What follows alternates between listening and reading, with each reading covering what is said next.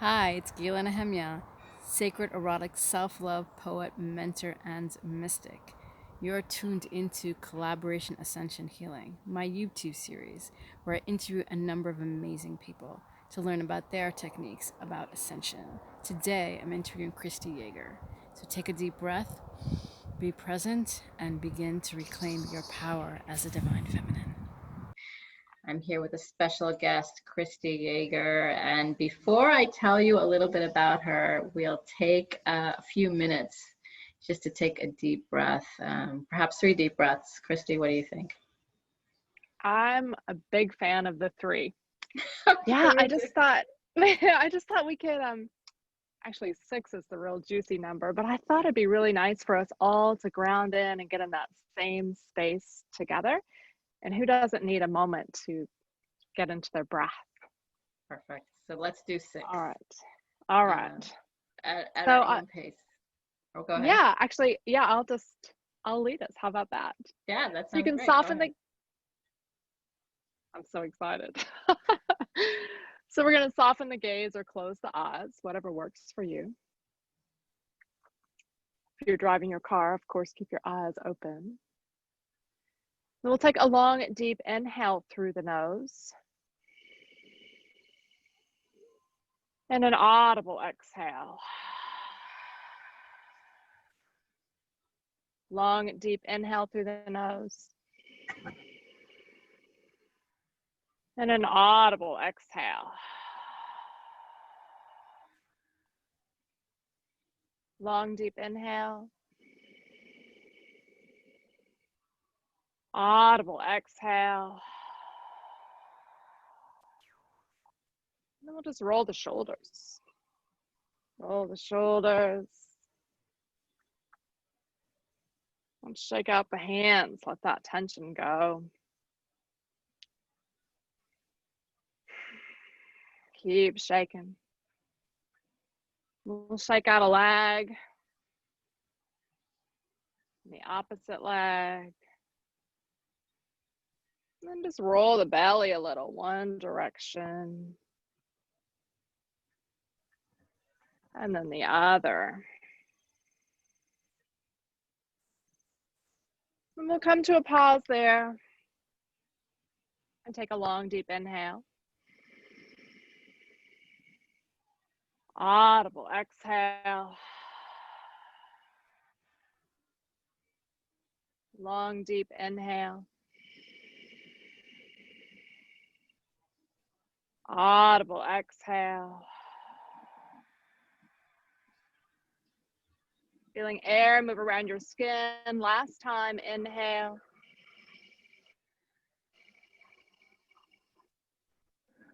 And an audible exhale.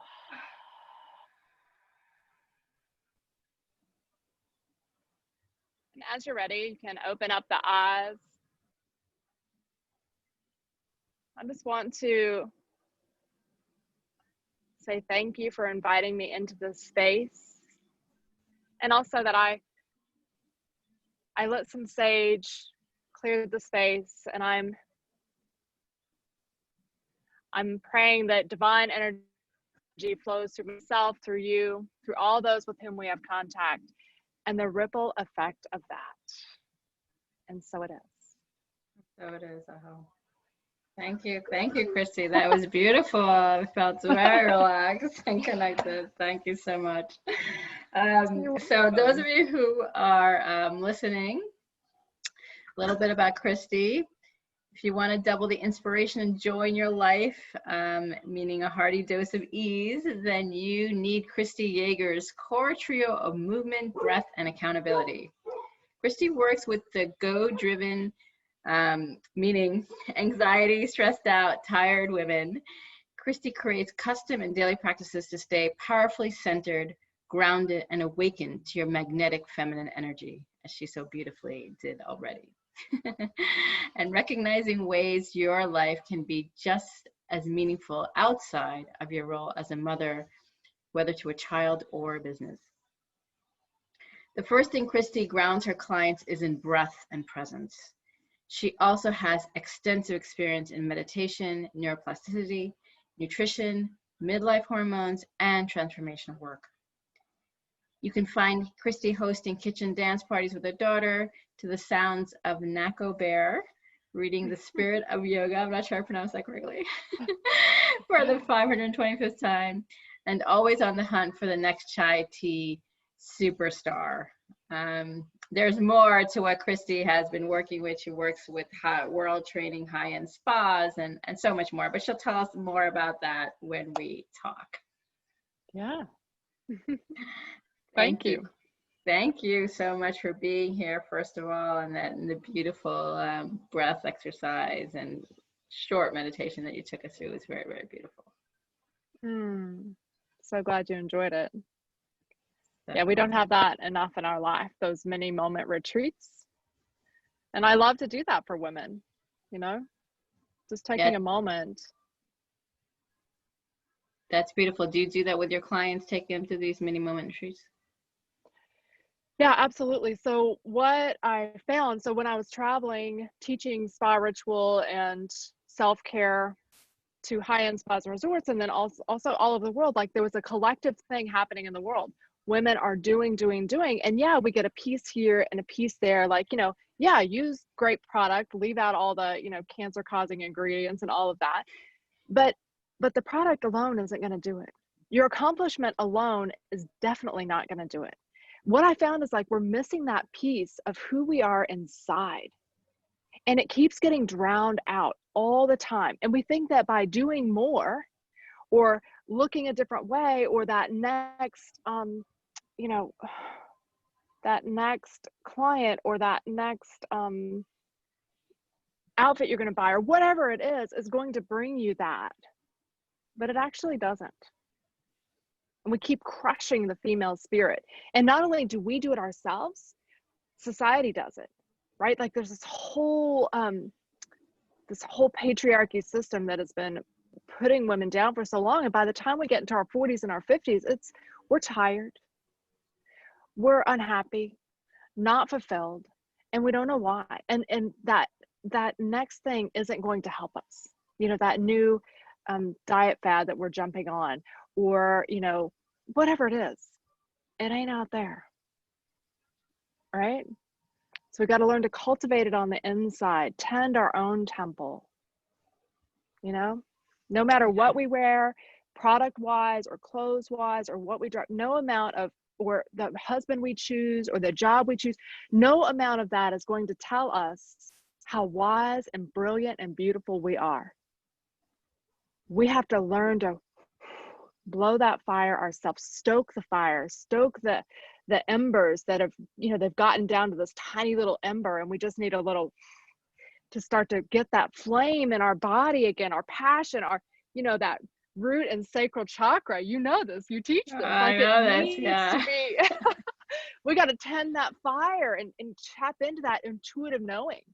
And generationally, it's been taken away from us, right? Like, so we look back and our moms were doing what they were taught, their moms. But if we go really far back, we see that there's this whole, you know, wise woman tradition that spans the globe. And she exists in us, but it takes some uncovering of the layers. Yes, I completely agree with you. Aho, goddess, thank you. It's really important, you know, and even my daughters, you know, and my son as well, like I say, they're wise, you know, they're wise souls. And I think it's from a young, you know, actually any age, but I think mothers, I feel mothers that have children should cultivate that with their children. That sense of, you know, we all have this innate wisdom within us. Yes. And it's about actually exercising that muscle and honing it, just like we do with our bodies when we go to the gym, or we, you know, want to exercise our brains, you know, so that we feel smarter and sharp. What about that inside intuitive guidance, those psychic powers? No, I'm totally with you on that. And it's so interesting that you say, you know, like the body, like the brain. And as you were saying that, I was like, yeah, the soul is also it needs to be attended to. And the more we attend to it, the more it shows up. The more we act on those knowings, the more those knowings show up for us, right? Yes. And it's what's Yes. interesting too is like sometimes we lose our way, especially for women, especially I find again in that midlife range, 40 to 60. I find that because we've given up so much of ourselves, because that's what we do as women, like it's always everybody else before us, the kids lunch, the kids school, making sure they have their clothes, you know, all the things, right? We're always tending to the kids first. Do they have food? Are they getting a good night's sleep? You know, all these things. And then we put ourselves on the back burner. And then we've maybe made some decisions in our life that cause some maybe regret or doubt.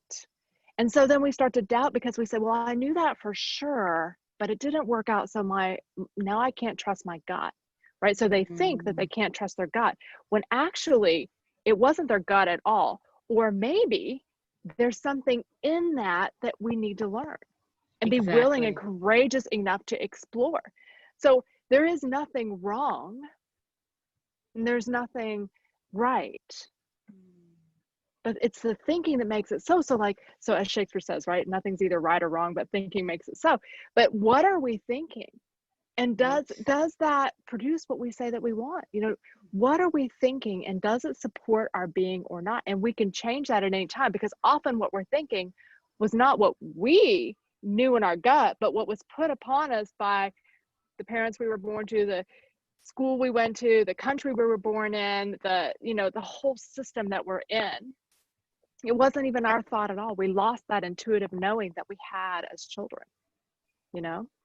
Yes, and it's yes. not, and it's not that it's lost completely. It's just gotten buried and covered up, and we've just got to get down in there and let that feminine spirit rise up, because whether you're male or female, it doesn't matter. Like right. we're in a too much of a yang dominated society, right? Like, so yang is rampant and we need to rise up the feminine. The problem is that people think that feminine is weak, right? People think that it's weak, but actually it is a powerful, powerful force that we hold within us. And that breath, the reason I say 6 breath is because 6 moves us to the parasympathetic side, like the parasympathetic nervous system, right? Which in yoga we call the Ida, which is the yin side. And we need to give rise to the yin so that we don't panic and we respond in a way that the highest vision possible unfolds. We do that through breath first. Fantastic. I love that. And I would add remembering. You know, sometimes people say to me, like, how do you know? Like, I have these things that I just say, I know. Like, you may not see it now, or, you know, I just know it's going to happen. And they're like, how do you know? And I say, well, I finally come to the place where I trust my intuitive guidance. I didn't go this far to not have X happen. And maybe I don't know when, maybe I don't know how, but I just know. Okay. So I'm going to tell you a story, and I can't believe I'm even telling it now, but okay. So I love that you're talking about that, because we do have a knowing within us, right? And so when I talk about that piece generationally, is that we've had a knowing and it runs in our blood, and they've even done research on that. So there's research that shows, like, you know, studies of a certain smell that maybe, I think it was with Holocaust victims, they would have a certain smell and their chemistry in their body would happen that was not relevant to the smell. It was like a rise of some horrible chemistry in the body that was eating them up, and they couldn't handle that smell. Well, it turns out generationally that was a smell that was happening inside of trauma for their ancestors, right? And they've done the study in different scenarios too. And so it was the imprint of that smell somehow in the DNA that causes rise to that chemistry, even though the people didn't know that. They had a knowing. So the story I was going to tell you was about a week ago. I woke up in the middle of the night. I heard the bark of a dog 3 times. And I said, oh, somebody's going to die that I know. I went back to sleep because I felt like it was right. So I went back to sleep. A couple days later, I get a call. my aunts passed away. So, and those kind of things happen to me all the time. Now, she had Alzheimer's, and it was a good thing. It was time for her to drop the body and move to the next layer of her soul's journey. But what I want to hone in on there is when you're talking about that knowing, the more we allow ourselves to know, the more it shows up, right?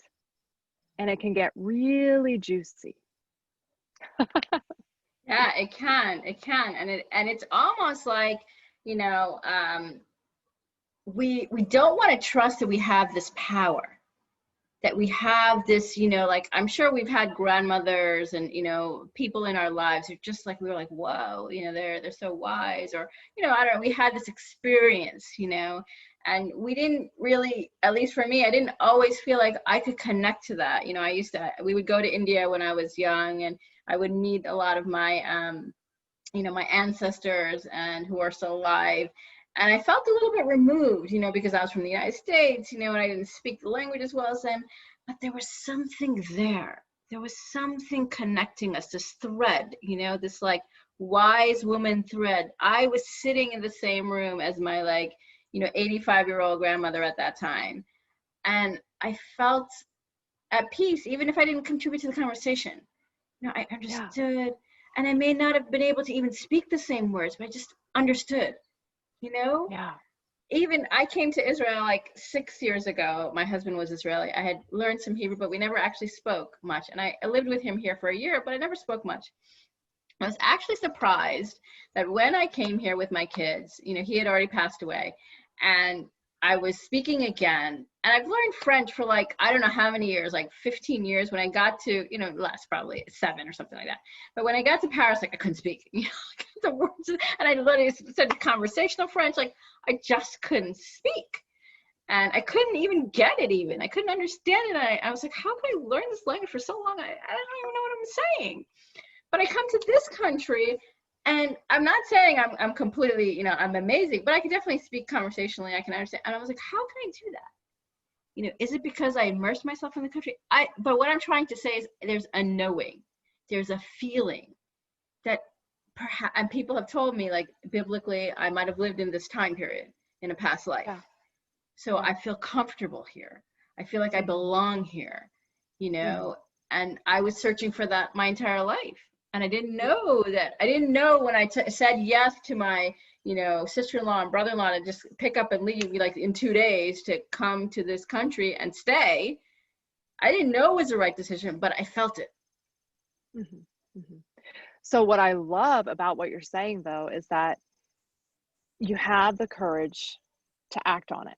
Or in those situations where you knew the language, somewhere in you knew it, you had the courage to speak. Because what I find with women so often is that we've lost that courage, right? Through that patriarchy, through the having kids, our bodies changing, you know, just life. I mean, like, literally, our brain literally changes after we have a child. And so we think differently.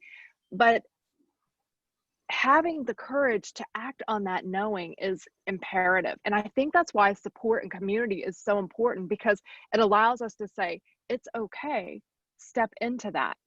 You're still okay, take a breath here, step into that. Like, you know, the world doesn't fall apart when you do that leaning into your knowing, right? But it takes courage. And that's why all women don't do it, because it's easier to play it safe. You know, you either fall back into safety or you move into growth, soul expansion, your true power. And when you were saying that about this power, right, there is a power to it. And I think women sometimes or often fear that power, because what comes with that? What comes with that power? Now, what am I responsible for? What do I do with that? What do I do with that knowing that somebody's going to die? What do I do with that knowing that I need to speak to that person? Or what do I do with that knowing that I just need to sit here next to this person and hold space? You know, and it feels sometimes maybe weird, but the more we move or lean into that, the easier it is. Yes. Right. And Marianne Williamson talks about that in a lot of her books, and she wrote that speech for Mandela, and it says something along the lines of it's not something along the lines of, it's not our darkness that we fear, it's Yeah, our I was thinking light. the same It's quote. our Yeah. light. It's exactly that. We fear that power, that light, that fire that burns so bright within us. But it's what we get to lean into in this world, in this time right now. Like, we just got to be fierce and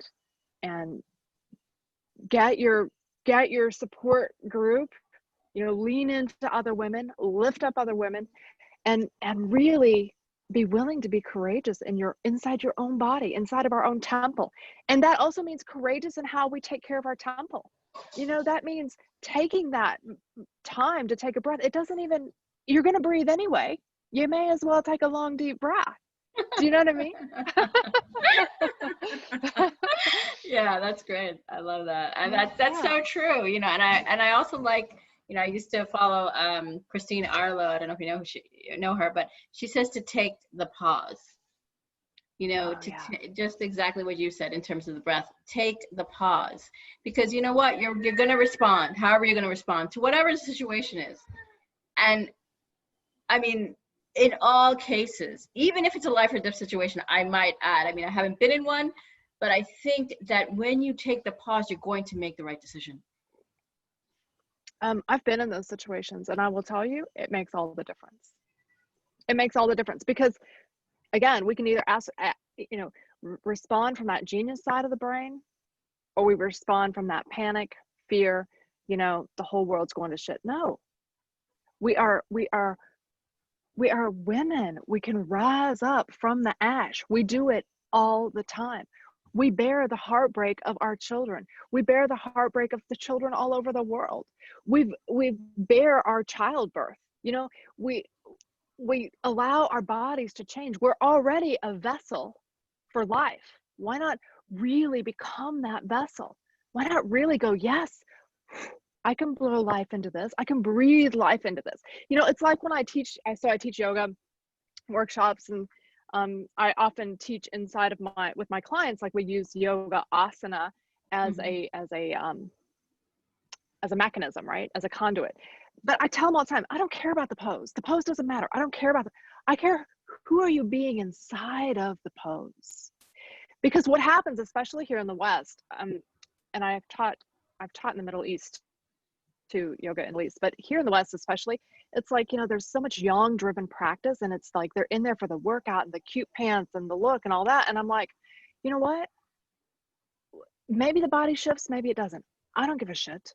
What I really care about is, again, who are you being inside of the asana? Are you breathing? Are you giving rise to the feminine? Because in a yang based practice, we're just adding more to that yang energy, that energy of masculine out in the world, the doing, the hamster wheel of, well, I got to get in and get my yoga practice in so I can burn the calories and look good and have the yoga butt or whatever that is. And the thing is it's actually sending you out into the world more irritated. I don't want that. So even if you're doing that practice, use the breath. Because when we use the breath, what do? We rise up the feminine. So inside of the asana, we work on the breath, even while we're challenged, or especially while we're challenged. And then we take that and we put it out into the world, and we start to, it's a big interplay, right? So, but your mat and your life, it starts to flow back and forth. And it could be anything. It doesn't even have to be yoga. It's anything that we can use that becomes a microcosm. You go for a walk. Are you going for a walk and hearing the sounds? Do you notice the colors? Do you know what I mean? Or are you walking and thinking about, okay, if I do this, I've got how many more steps? If I go one more half mile, then I'm up to 2 miles, or whatever that is. It's, again, retraining the brain and the body to be present. That's where the power is. Exactly. I was just going to say that. That's exactly where it's at. And I was just telling this to my physical, I have a writing workshop that I do here. And I was just saying that, I want to be present in every moment. I may not always succeed, but that is my goal. When I'm with you now, I'm with you. I might see other things in my periphery, but my attention and my concentration is present with you. And it's so important, you know, when I'm sometimes on the phone and my kids are talking to me, they're like, you're not listening to me. They know when I'm present and when I'm not present. And they bring me back to the present moment. And that's a lesson. So now when I talk to them, my phone's down. What do you want to say? Tell me, I'm here for you. And that makes so much difference. And not just to the child, to anybody you talk to. Yes. I love that you just said that, because I think that that's a huge parenting fall down, and a place that we can easily get better. Conscious parenting. I mean, it's a lot of work to conscious parent. I get it. I mean, it's exhausting. But what else is there? What else is there? Do you know what I mean? So I think that parents do that way too often. They're on their phone, they're on their laptop, and then how does that make the child feel? I'm not important. That's more important than me. And then they start modeling that behavior. And then when we tell them to get off of their iPad or their phone or whatever, and they don't, and we get mad at them, and it's like, hey, wait a second. Here's your mirror. How do you like it? And if you don't like it, maybe it's time to change. Yeah. You know? Right. And it's not making it wrong and not yelling, but be like, wow, I didn't realize how this feels, and I'm so sorry. Let's work on that, shall we? Mm-hmm. That's the kind of thing I would say to Kenzie. You know what I mean? Like I'm always saying, wow, okay, so how can we work on this together? And I let her come up with solution. I actually have a really great parenting coach that I could not live without. But I think it's just important. But I'm the kind of gal that I think we need support in every way. Like I think especially now, I mean, why did people used to gather? People used to gather in community.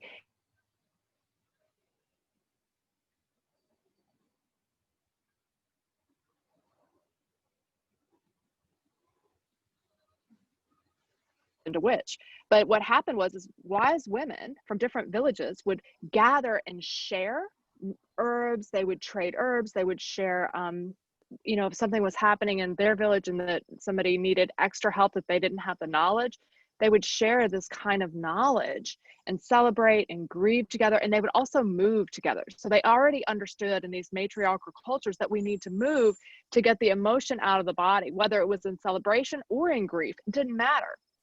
So these people would gather, and then eventually, you know, we had the Inquisition and the witch trial and blah, blah. But what was happening was that the church was getting so much, they wanted so much power, but the wise woman already had so much power. They knew they were in competition. Mm-hmm. So they had to make her wrong bad and wipe her out so the patriarchy could rise.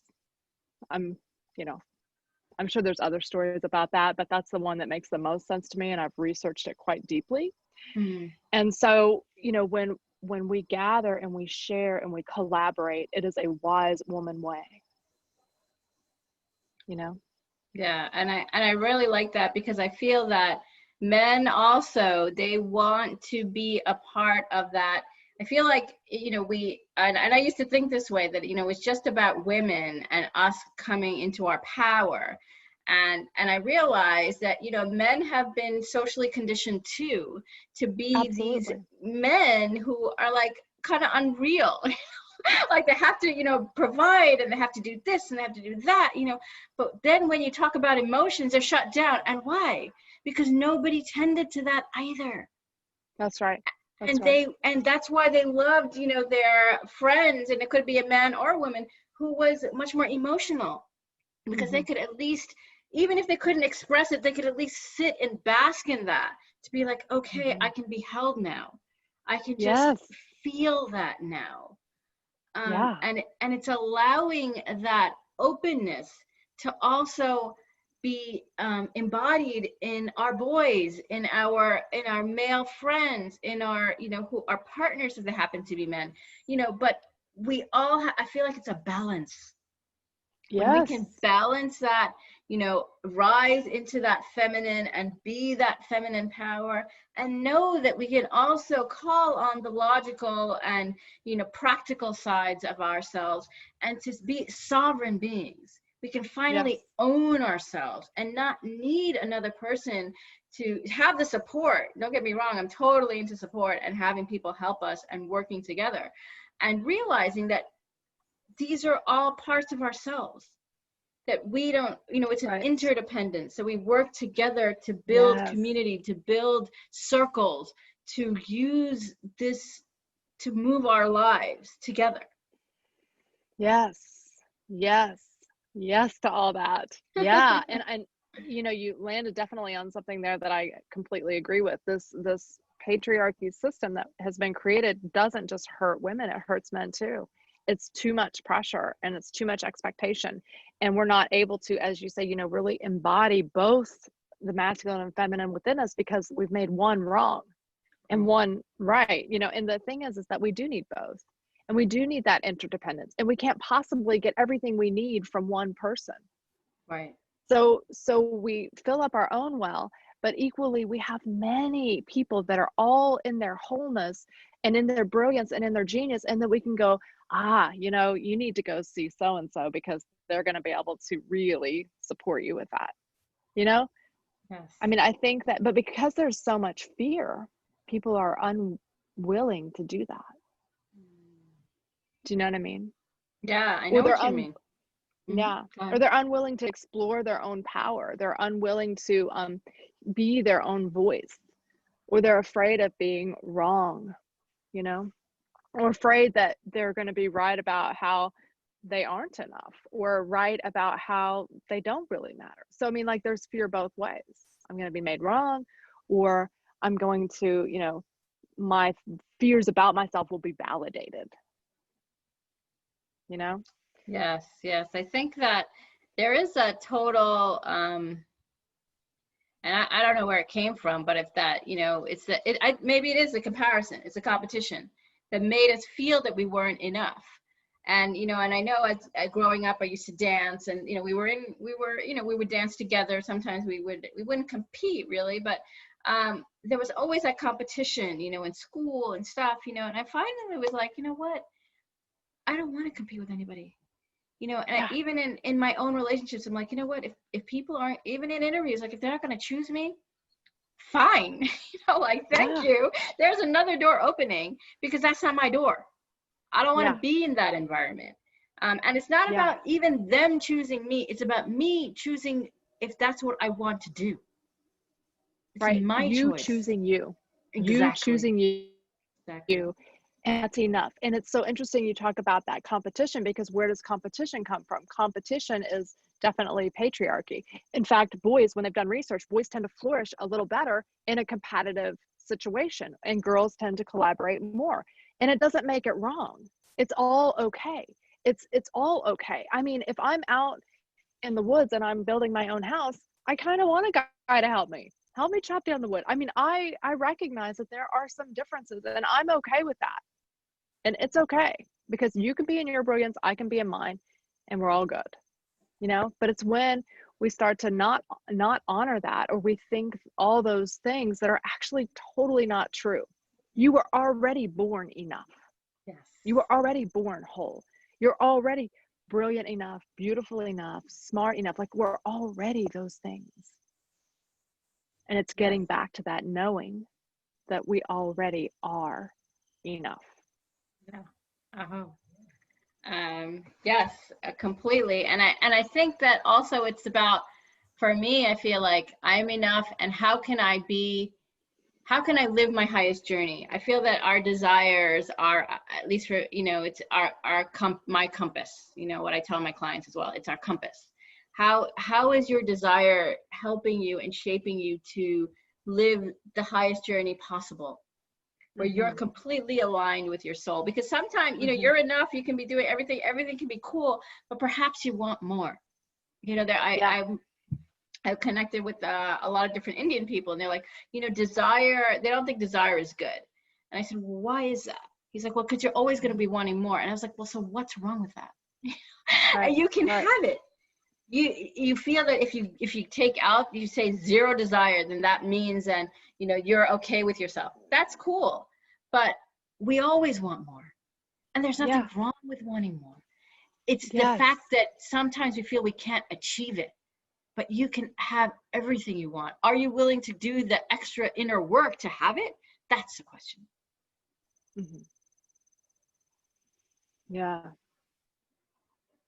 And with that comes tending the temple, right? So when we get that alignment, being able to, yes, tend the temple, tend, these basic survival things. So I always talk about it like Abraham Maslow's hierarchy of needs, or Erik Erikson's stages of development, or you could talk about it in the chakras, the lower chakras, how it's harder to contemplate, who is God, or opening up third eye, if we're not solid in our lower chakras, if we don't have that security and home, and we're not tending our temple. And this is where I go to, women, in this yang-based society, doing all the things, and they're so exhausted, and their own body, their own temple, their own home in which they live is not secure.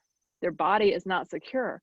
And so, yeah, to have those desires and play on those desires is going to be much harder when we're not able to tend our own temple, right? And Right. so it becomes this building block of what is really courageous self-care. What is it that I really truly need right now? And when we look at desire, I always think of it like a little comfort zone. How it was taught to me, it's comfort zone, and everything we want is just outside of our comfort zone. But once we get it, then the comfort zone expands. Yes. And then we think about desire, and it's like, but how else do we evolve as human beings? Like, what brings us technology? What brings us beautiful temples that we walk into? What brings us this ability to replant forests that are decimated by fire? It's the desire.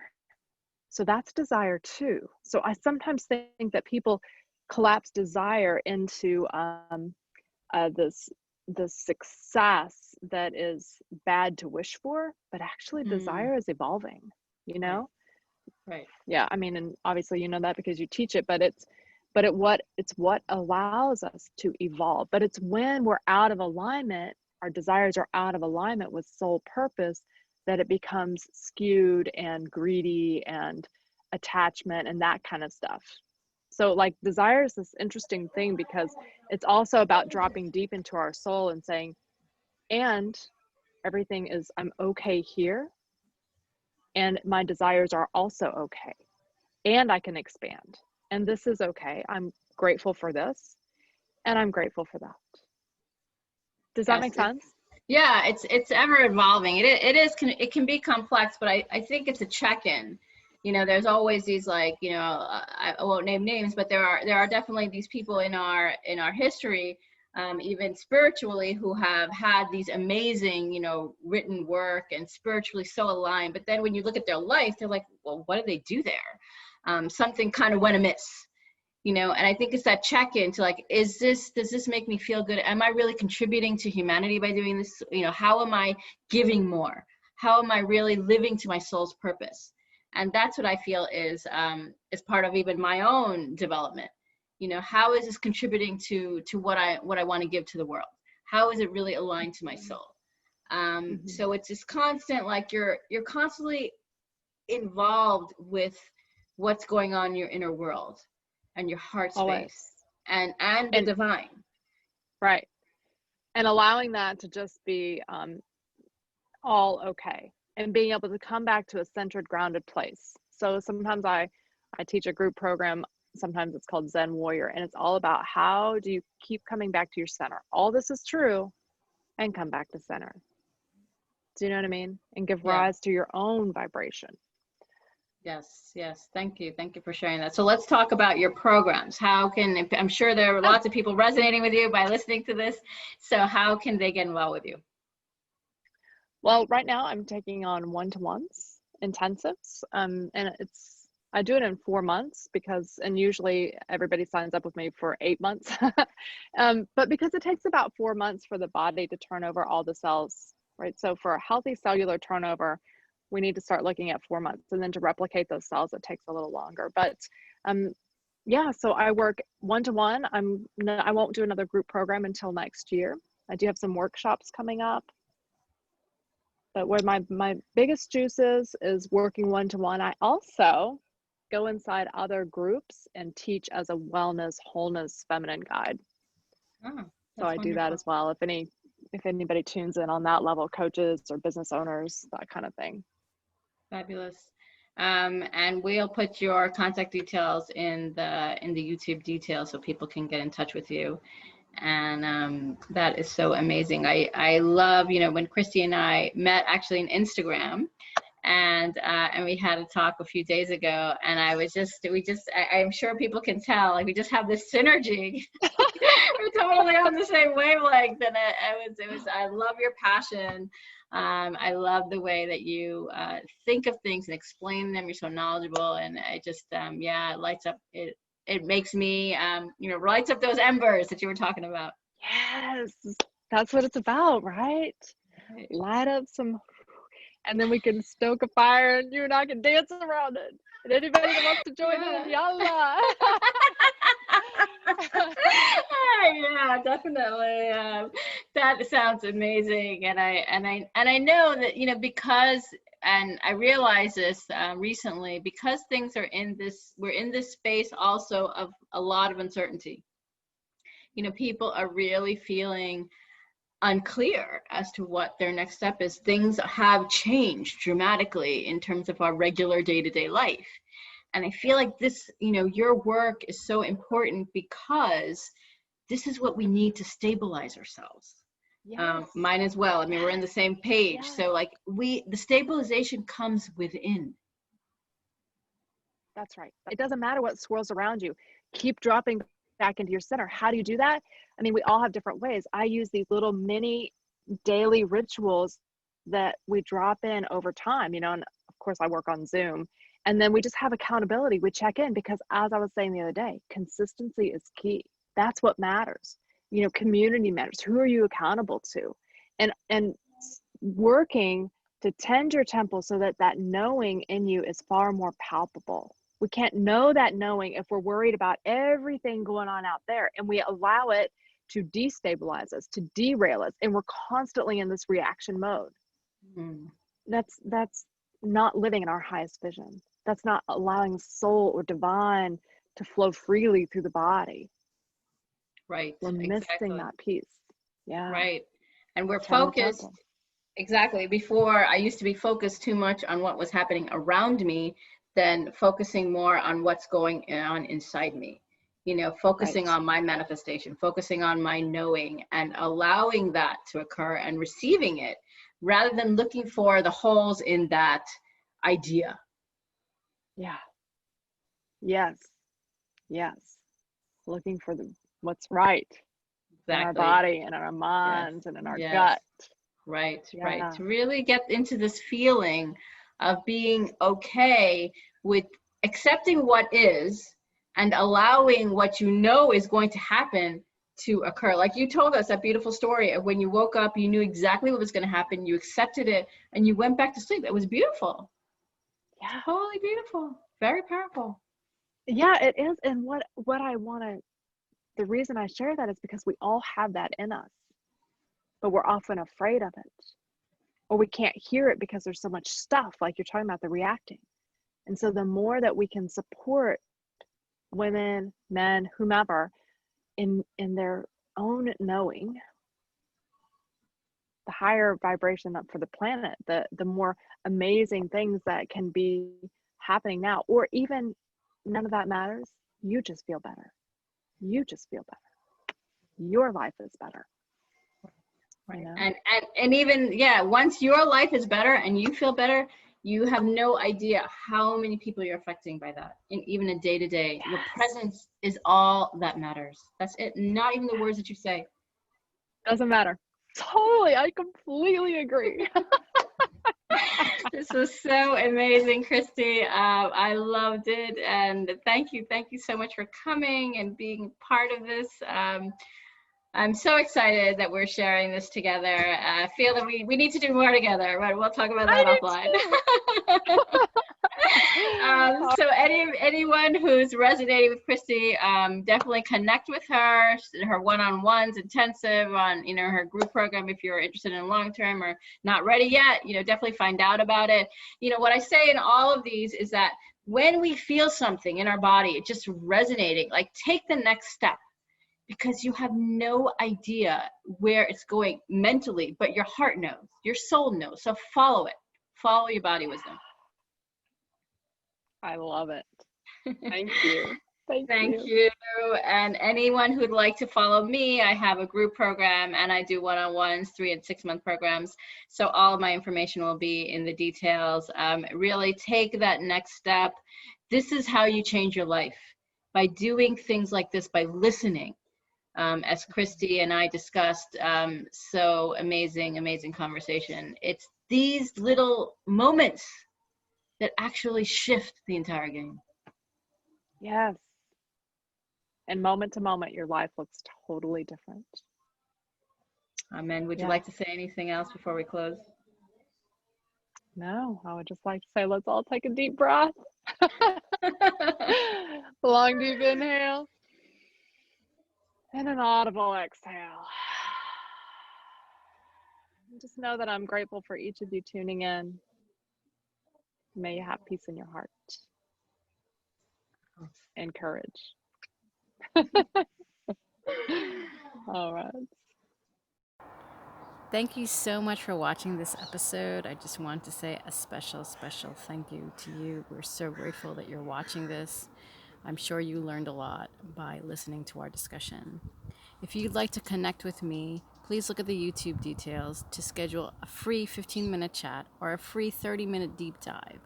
And make sure to look at my website, wildwritersheal.com, also in the YouTube details, to find out more about my group mentoring and personal one-on-one mentoring.